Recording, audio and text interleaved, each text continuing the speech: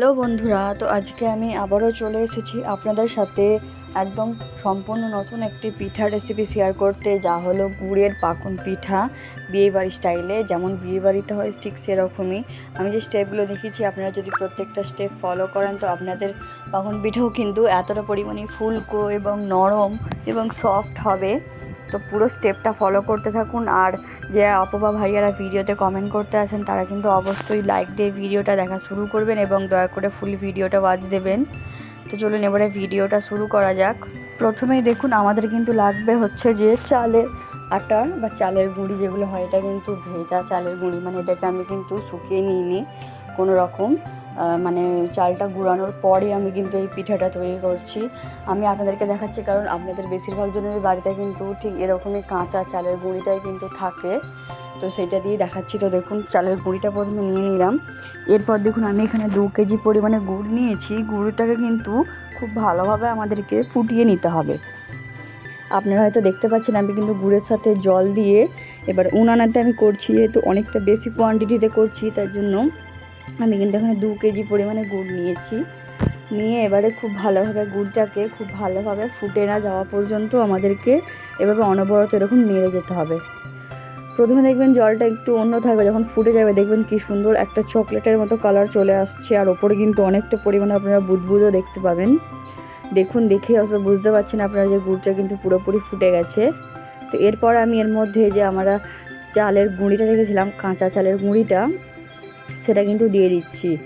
দিয়ে আমাদেরকে প্রথমে একটা শক্ত ডো তৈরি করে নিতে হবে। আপনারা আবার ভাববেন যে পাকন পিঠাতে আবার ডো তৈরি কিসের, তো এই প্রসেসেই কিন্তু আপনাদের পিঠাটা খুবই নরম এবং ফুলকো হবে। আপনাদেরকে এই প্রসেসটাই কিন্তু ফলো করতে হবে। প্রথমে কিন্তু গুড়ের মধ্যেই আপনাদেরকে যত পরিমাণে আটা দিয়ে আপনারা তৈরি করবেন ততটা পরিমাণে আটা আপনাদেরকে দিয়ে নিতে হবে। নিয়ে এভাবে খুব ভালোভাবে একটা কাঠের হাতার সাহায্যে বা যে কোনো ধরনের হাতার সাহায্যে দিয়ে দিয়ে খুব ভালোভাবে, মানে কোনো ধরনের জল দেওয়া ছাড়াই প্রথমে খুব ভালোভাবে গুড়ের সাথেই সব চালের আটাগুলোকে মিশিয়ে নিতে হবে। এরপর দেখুন আমি জলকে ফুটিয়ে রেখেছিলাম, গরম জলকে ফুটিয়ে রাখার পর এবারে হচ্ছে যে আমি এর মধ্যে দিয়ে দিচ্ছি এই যে আমাদের ডোটা হালকা করে তৈরি করে রেখেছিলাম তার মধ্যে দিয়ে দিচ্ছি। এবারে অল্প অল্প করে গরম জল দিয়ে কিন্তু আমাদেরকে এটাকে হচ্ছে যে মানে একটা স্মুথ ব্যাটার তৈরি করে নিতে হবে। দেখুন আমি কিন্তু একেবারে প্রথমেই জল দিয়ে দিইনি, আর এটা কিন্তু ফুটন্ত জল, আমি একটু একটু করে জল দিয়ে ফুটন্ত জলটাকে দিয়ে অল্প অল্প করে ঘুরিয়ে ঘুরিয়ে আমি হচ্ছে একটা স্মুথ ব্যাটার তৈরি করছি। আপনারা হয়তো দেখে বুঝতে পারছেন, দেখুন ব্যাটারটা কিন্তু পুরোপুরি তৈরি হয়ে গেছে। আপনারা হয়তো দেখে বুঝতে পারছেন ব্যাটারটা তৈরি হয়ে গেছে। যখন দেখবেন কোনো লাংস থাকছে না তখন বুঝে যাবেন যে আপনাদের ব্যাটারটা তৈরি হয়ে গেছে। আর ব্যাটারটা তৈরির পর দেখে নেবেন যদি কোনো লাংস থাকে তো খুব ভালোভাবে আবারও আপনাদেরকে বিট করতে হবে, তাহলে দেখবেন যত লাংস আছে চলে যাবে। আপনারা এরকম কনসিস্টেন্সি রাখবেন। দেখুন আমি কিন্তু দেখিয়ে দিলাম কীরকম কনসিস্টেন্সি রাখবেন। আর যেহেতু বিয়েবাড়ির স্টাইলে তৈরি করছি যার জন্য অনেকটা বাল্ক কোয়ান্টিটি বা বেশি পরিমাণে কিন্তু আমাদেরকে তৈরি করে নিতে হচ্ছে এটাকে। দেখুন খুব ভালোভাবে কিন্তু আমি এবারে এটাকে যে হাতার সাহায্যে খুব ভালোভাবে আবারও বিট করে নিচ্ছি। এখানে আপনাদের এই যে ভালোভাবে বিট করা এটাই কিন্তু মেন প্রসেস। যত ভালোভাবে আপনারা গুড়ের সাথে এই চালের আটাটাকে ভালোভাবে মেশাতে পারবেন আপনাদের পাকনগুলো কিন্তু ঠিক ততটা পরিমাণে মানে খুব নরম হবে। তো দেখুন এবারে আমি ডুবন্ত তেলের মধ্যে দিয়ে দিচ্ছি। এখানে আপনারা যে বাড়িতে যে ছোট বাটিগুলো থাকে বা একটা বড় যে চামচগুলো হয় ডাল তোলার জন্য বা তৈরি করার জন্য, সেরকম চামচের সাহায্যে কিন্তু আপনারা মাপ করে দিতে পারেন। দেখুন কতটা পরিমাণে পাকনগুলো শুধু ফুলছে, দেওয়ার সাথে সাথেই কিন্তু ফুলে যাচ্ছে।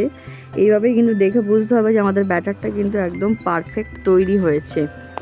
আমি যেটা বলছিলাম যে আপনাদের যদি পরিমাণ বুঝতে অসুবিধা হয় তো আপনারা ওরকম একটা ছোট বাটি বা কোনো চামচের সাহায্যে মানে পরিমাণটা বুঝে নিতে পারেন। দেখুন আপনারা হয়তো দেখে বুঝতে পারছেন কতটা পরিমাণে ফুলেছে। আর যেহেতু ছোট কড়াই তো একবারে একটা করেই আমি দিচ্ছি। এইভাবেই কিন্তু আমি সবগুলো তৈরি করে নেব। দেখুন উনানে তৈরি হচ্ছে বলে আরও বেশি স্বাদটা কিন্তু বেড়ে যাচ্ছে, আর কত তাড়াতাড়ি কিন্তু তৈরি হয়ে যাচ্ছে। দেখুন আপনাদেরকে এবারে আমি শেয়ার করছি এটা কিভাবে আমি উনানেতে তৈরি করেছি।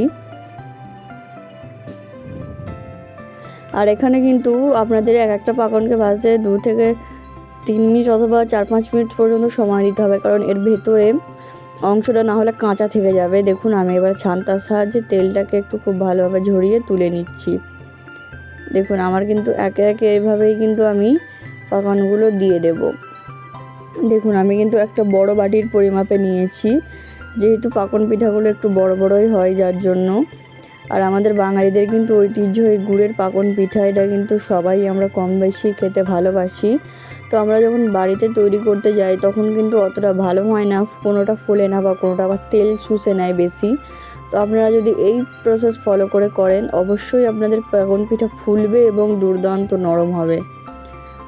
দেখুন আপনারা হয়তো দেখে বুঝতে পারছেন কতটা পরিমাণে সফট হয়েছে পাকন পিঠাটা। আমি কিন্তু লাস্টে আপনাদেরকে ভেঙেও দেখাবো পিঠাটা। আমি এবার আরেক পিঠে উল্টে দিলাম। আর এটা কিন্তু কোনো ধরনের বেকিং সোডা বা বেকিং পাউডার ছাড়াই কিন্তু আমি তৈরি করেছি, আপনারা হয়তো দেখেছেন। আর অন্য ভিডিওতে হয়তো আপনারা দেখবেন যে অনেকে বেকিং পাউডার দিয়ে বা বেকিং সোডা দিয়ে এটাকে ফোলাচ্ছে। যদি আপনাদের ব্যাটারটা ঠিক হয় তাহলে কিন্তু বেকিং পাউডার বা সোডার কোনো প্রয়োজন পড়ে না। তো দেখুন এবারে আমি একে একে এগুলো সব দিয়ে দিয়ে তুলে নিচ্ছি। কত তাড়াতাড়ি শুধু রেডি হয়ে যাচ্ছে আপনারা দেখুন।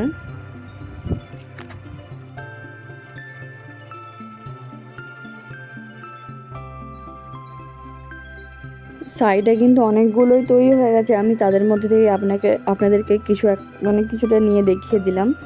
এবারে দেখুন আমি আপনাদেরকে একটা আলাদা করে নিয়ে ভেঙে দেখাচ্ছি। দেখুন কতটা পরিমাণে শুধু ফুলকো হয়েছে আপনারা দেখুন। আর একটু পরিমাণেও তেল শুষেনি, কিন্তু একদম তেল শুষেইনি বলতে গেলে, এতটা পরিমাণেই সফট হয়েছে, দেখতেই পাচ্ছেন আপনারা। তো ভিডিওটা দেখার জন্য ধন্যবাদ। অবশ্যই কমেন্ট করে জানাবেন পিঠাটা আপনাদের কেমন লাগলো।